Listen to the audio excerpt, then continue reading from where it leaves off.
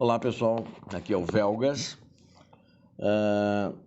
Vamos hoje falar sobre a situação ucraniana em Donbás. Nos últimos dias, a partir do dia 6, foi violado o cessar-fogo pelas forças russas que estão, os ocupantes da região de Donbás na Ucrânia, especificamente nas províncias de Luhansk e Donetsk. Mas antes de entrar em detalhes sobre o vídeo, que é muito interessante, eu quero solicitar a vocês que deem um like. Quero solicitar também que se inscrevam no canal, é muito importante, ajudem o canal a crescer, que compartilhem também. Nesse canal vocês vão ver matérias com qualidade, matérias verdadeiras, e por causa disso vocês vão gostar muito. E vocês se inscrevendo e se acionarem o sininho, vocês sempre vão receber a notificação sempre que sair um novo material em primeira mão.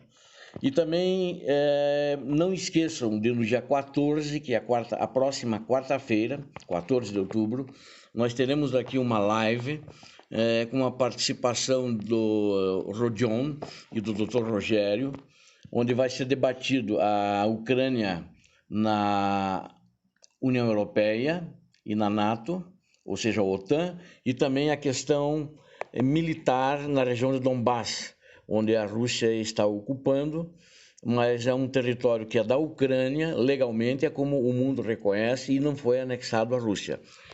Contamos com vocês, eu conto com vocês para que assistam, participem conosco. Bom, vamos lá. A guerra de Donbás, ela, desde 2014, que está lá, os russos ocuparam. Ontem houve uma violação do cessar-fogo. Isso, sistematicamente, outras vezes que houve o cessar-fogo, os russos sempre violaram o cessar-fogo. O interessante é que dia 6, quando eles fizeram a primeira violação, havia uma reunião dos diplomatas do grupo que negocia essa questão de Donbás, que é a Ucrânia, a Rússia e França, e eles fizeram a violação desse cessar-fogo como um desafio à reunião até onde a Rússia estava presente à mesa, a Ucrânia, né? Para a reunião maior que será feita pelos chefes de Estado. Ou seja, eles estavam desafiando, praticamente dizendo, não vão aceitar o que as resoluções que esse grupo tomar sobre a região de Donbás.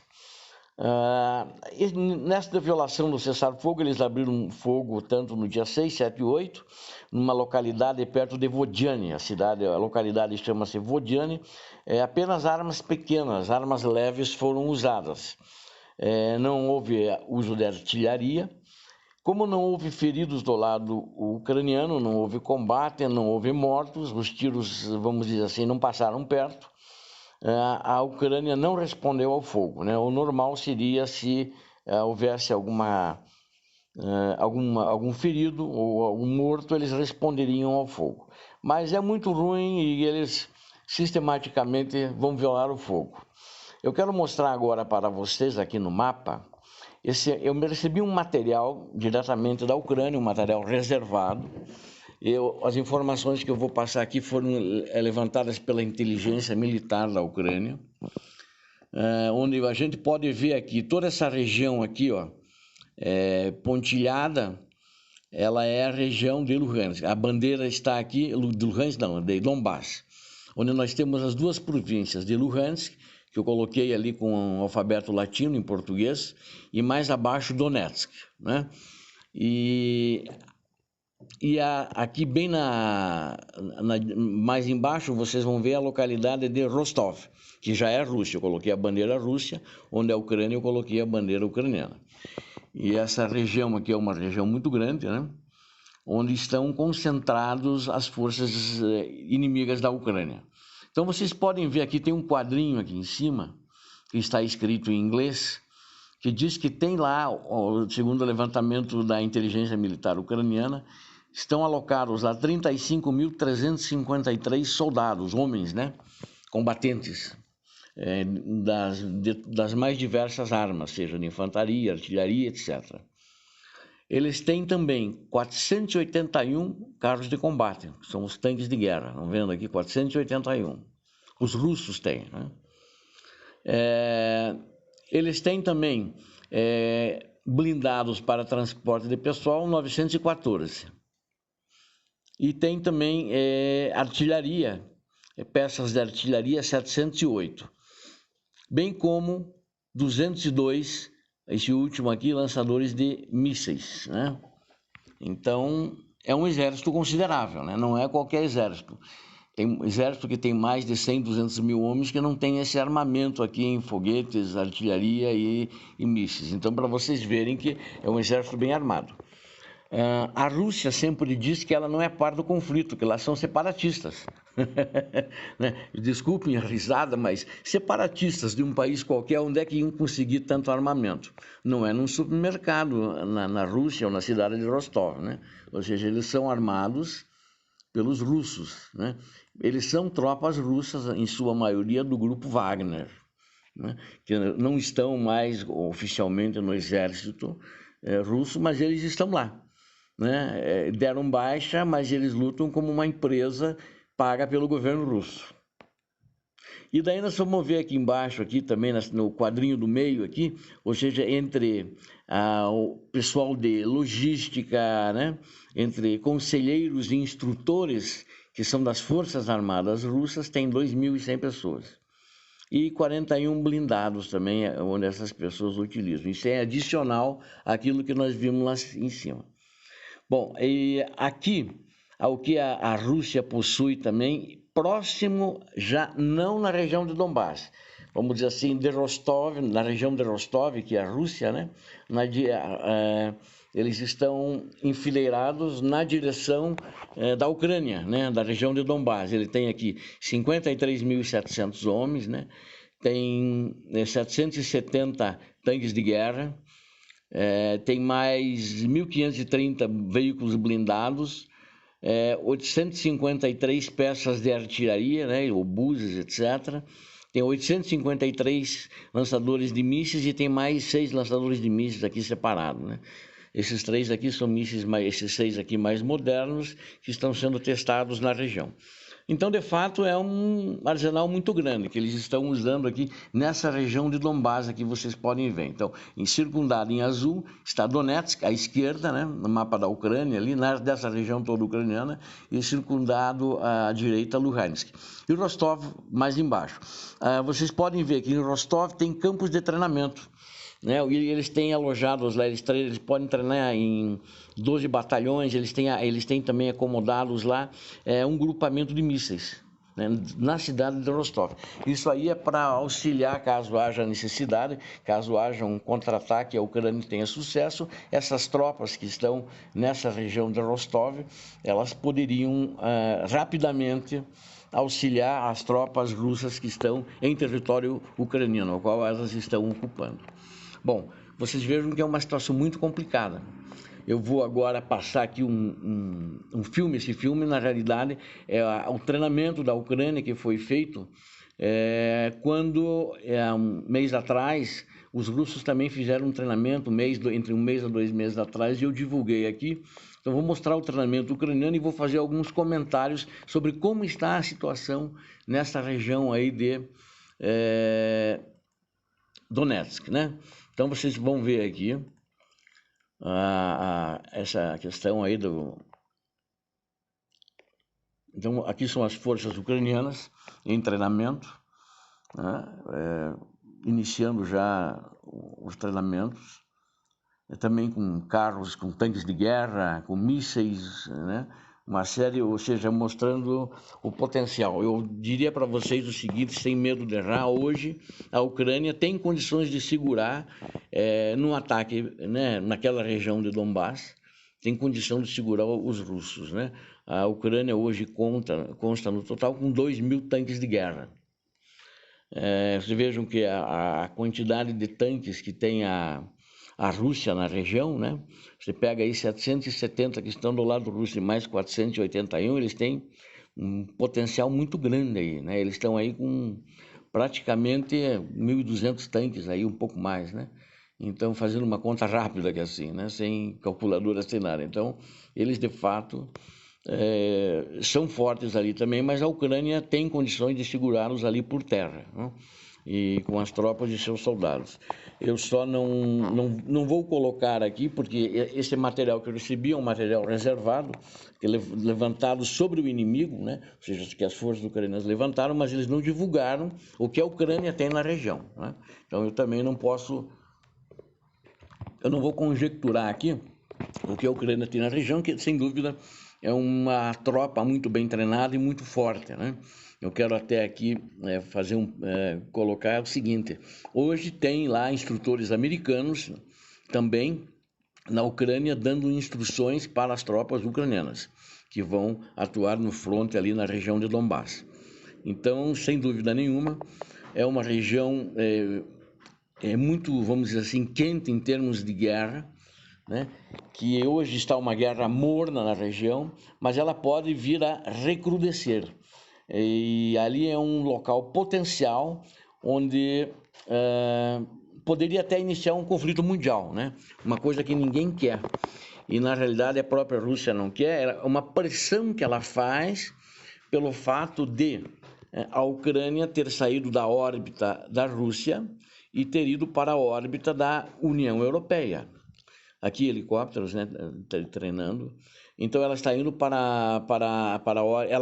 ela está na órbita da União Europeia e principalmente dos Estados Unidos, que é quem comanda a NATO efetivamente e as tropas da NATO. O que mais preocupa a Rússia é a Ucrânia na NATO. Ou seja, a Ucrânia na NATO significa que tropas americanas poderão estar dentro de território ucraniano, né? Tropas americanas poderão colocar seus mísseis, né? Ele não quer isso na divisa com ele acha perigoso. Mas por quê? Por que ele acha isso perigoso? A Rússia teria sempre que ser o país beligerante? Ela é o país beligerante, sem dúvida nenhuma, né? A Rússia, ela quer sempre se contrapor ao capitalismo americano, já não só do tempo da União Soviética, da Guerra Fria. Apesar da gente pode dizer, não existe uma Guerra Fria como no tempo da União Soviética. Não existe, né? Até os cidadãos russos, né, que têm condições, eles podem viajar para fora do país, voltar quando quiserem. No tempo da União Soviética não podiam. Mas eles têm essa questão de poder, eles querem ter a sua influência de poder militar do mundo. O que eu acho meio complicado, né? Porque esse poder militar, a manutenção do poder militar russo, quem paga isso é o povo russo, com o sangue do próprio povo, que às vezes não tem muita ciência disso. Você veja, a Rússia tem 1,6 trilhão de PIB e mantém o maior arsenal nuclear, o segundo maior arsenal do mundo. A Rússia tem o segundo maior arsenal nuclear do mundo. Então, é muito complicado isso. Os Estados Unidos têm o maior arsenal nuclear do mundo, que consegue gastar de 6 a 10 vezes mais, né? Mas ela tem 21 trilhões de PIB. Olha a diferença, né? Olha a diferença. E o terceiro país em poderio militar, que é a China, tem quase 15, ou seja, 14 trilhões de PIB. Então, a Rússia ela não procura o desenvolvimento econômico tal como a estratégia que a China usou. Ou seja, isso ela tira da distribuição de renda do povo, né? Mas a Ucrânia tem que se preparar, a Ucrânia tem que se armar cada vez mais, porque eu acredito que existe uma análise minha aqui, né? Como você está vendo os ucranianos treinando, tem que treinar, tem que produzir mais armamento, eles têm condição de produzir armamento, e tem que, cada vez mais, eles têm que se armar. Cada vez eles têm que ter mais condições de fazer frente ao inimigo, né? E porque o inimigo é claro, o inimigo é declarado, mesmo que o inimigo diz, olha, nós não somos parte, mas é descaradamente, né? Todo mundo sabe que são tropas russas, quem está comandando lá são generais russos, né? Então é muito complicado isso. Essa situação, pelo jeito, vai persistir dessa maneira.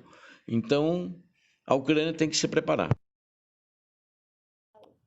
Bom, pessoal, como a gente viu aí no vídeo, né, a preparação das tropas ucranianas, nós vimos no mapa muito bem detalhado onde é que estão posicionados os russos, né, naquelas bandeirinhas vermelhas, ali naqueles quadradinhos vermelhos, né, nós vimos a quantidade de tropas, ou seja, aquilo ali é tropa para uma guerra monstruosa, né, Não é coisa de separatista que faz guerrilha, coisa assim, né? Que tem apoio da população. Tanto que a maioria da população de Donetsk e de Luhansk, de toda aquela região, não só das cidades, desapareceu de lá, né? Ficou muito pouca gente. A maioria foi procurar guarida em outro lugar, com os parentes, ou na Ucrânia, ou na Rússia, se sentia-se melhor na Rússia, etc. Mas isso aí não é o caso dessa análise, né? O que eu quero deixar claro é o seguinte: a agressão armada da Rússia contra a Ucrânia, ela é a ameaça mais premente e é uma coisa real à segurança nacional da Ucrânia, né? Os especialistas militares, eles dizem o seguinte, o qual eu concordo, né? Isso é nesse material que eu recebi. A Rússia não vai abandonar os planos de obter o controle total sobre o espaço pós-soviético, né? Ou seja, aquilo que fazia parte da União Soviética, né? Hoje está em disputa a questão da Bielorrússia, mas principalmente a Ucrânia, pelo potencial dela industrial, científico, de minas de aço, agricultura. Ela não vai querer deixar isto sob controle de outros países. Ela vai fazer o esforço até o último minuto. E não vai ser fácil negociar com eles o fim dessa guerra, né? Vai ser muita encenação, né? Mas de concreto, no final, normalmente eles não vão cumprir os acordos, se houverem acordos, né?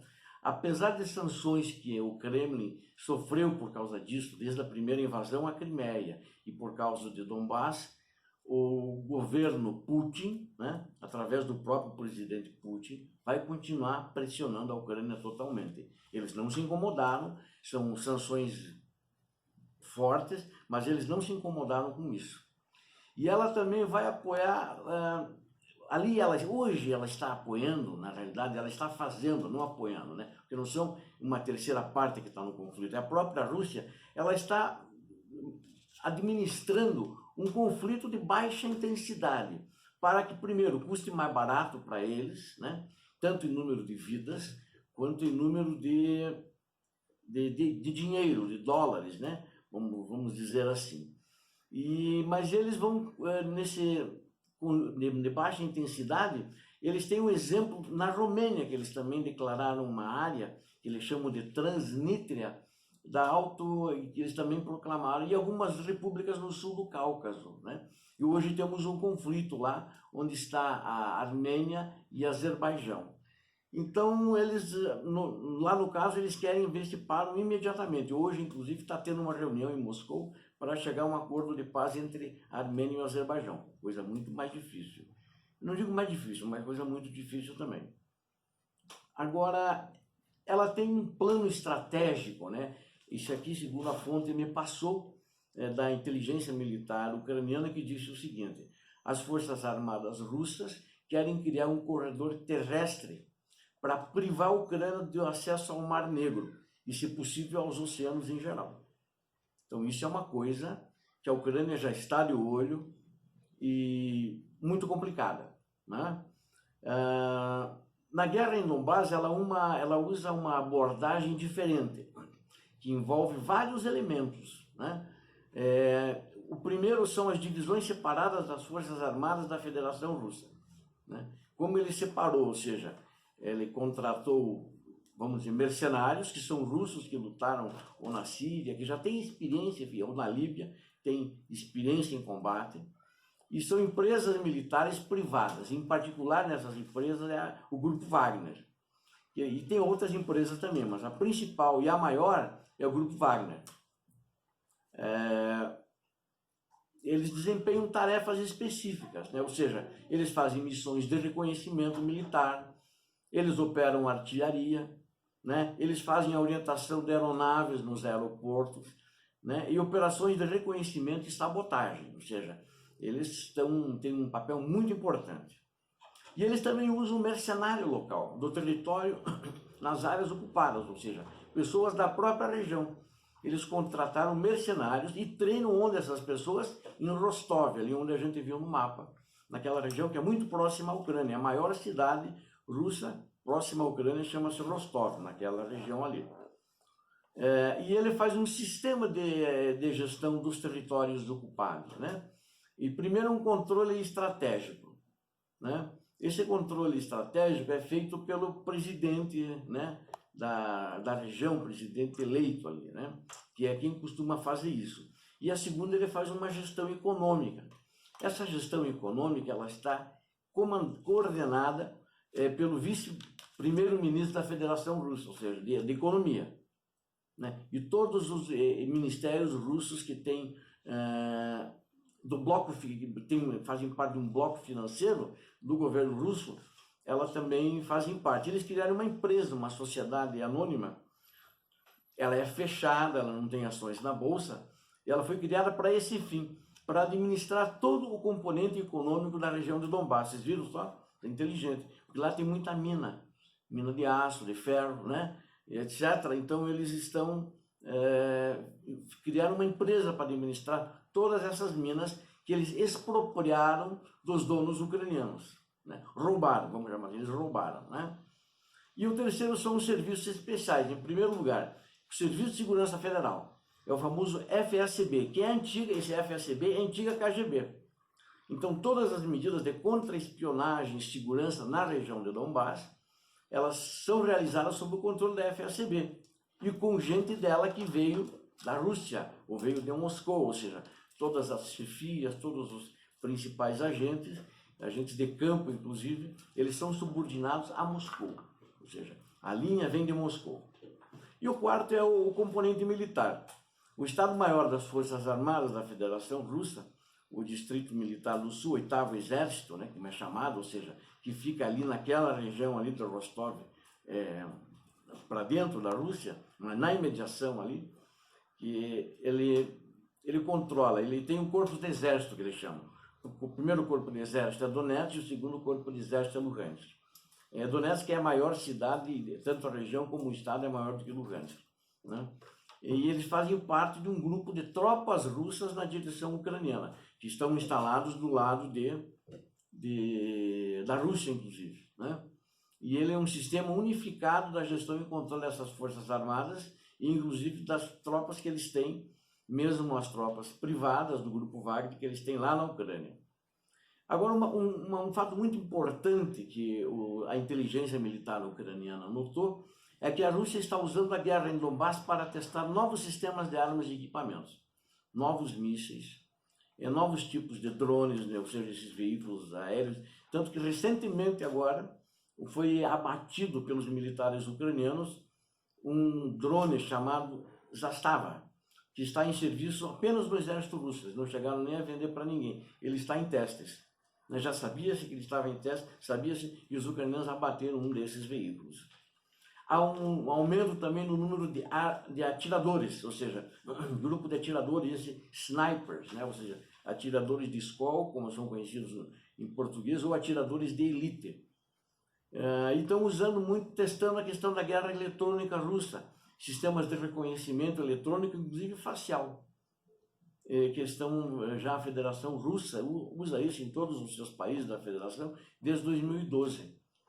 E eles estão colocando isso, testando no território ucraniano que eles ocuparam, usando essas armas e esses sistemas de equipamentos de combate.